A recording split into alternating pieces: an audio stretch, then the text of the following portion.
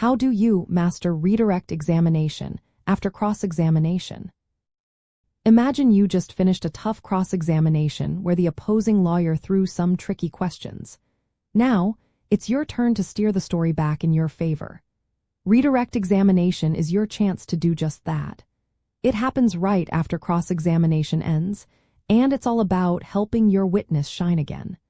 The main goal is to repair any damage or confusion caused during cross. If the opposing lawyer made your witness look uncertain or gave the jury a different story, redirect is your moment to clarify and reinforce. Timing is everything here. You want to ask questions while the jury still remembers what happened during cross. If you wait too long, those doubts might fade away. The judge keeps control over this phase. They make sure questions stay relevant and don't go off topic. Redirect must stick to what was covered during direct examination and what was touched on during cross. You can't just bring in new facts or topics. That's considered unfair and can be objected to by opposing counsel. The judge might allow limited new information if it's necessary to clarify, but generally, redirect stays within the scope of what was already discussed.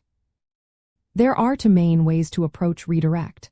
One is anticipatory redirect, where you prepare questions before the trial. You think about what the opposing lawyer might attack and plan responses. This way, you're ready to address any weaknesses smoothly. The second is spontaneous redirect. This happens when unexpected issues come up during cross. You have to listen carefully and think quickly. If the opposing lawyer asks a question that leaves your witness with an incomplete answer, you can ask a follow-up to clarify. When asking questions during redirect, stick to open-ended questions. These let your witness explain things in their own words. Unlike cross, where leading questions are common, redirect should focus on asking questions that encourage full answers. For example, if your witness said yes to a question but you want them to explain what they meant, you might ask, "Can you tell us more about what you meant when you answered yes?" Sometimes, judges allow leading questions if you need to clarify a very specific point, but use this sparingly. Keep redirect questions short and focused. Don't try to rehash everything from direct examination.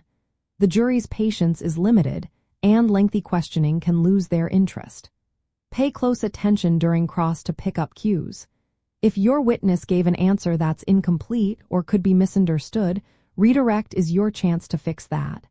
It's also a defensive tool to minimize damage from tough questions.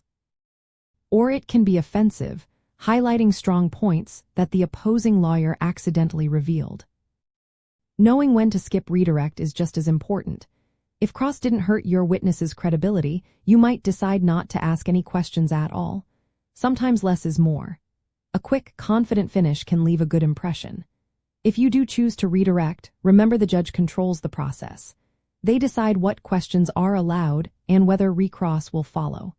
If redirect introduces new issues, the opposing lawyer might get a chance to ask recross. If not, the redirect was just about clarifying what was already discussed. Mastering redirect is about thinking ahead and staying alert. Prepare for possible weaknesses before the trial.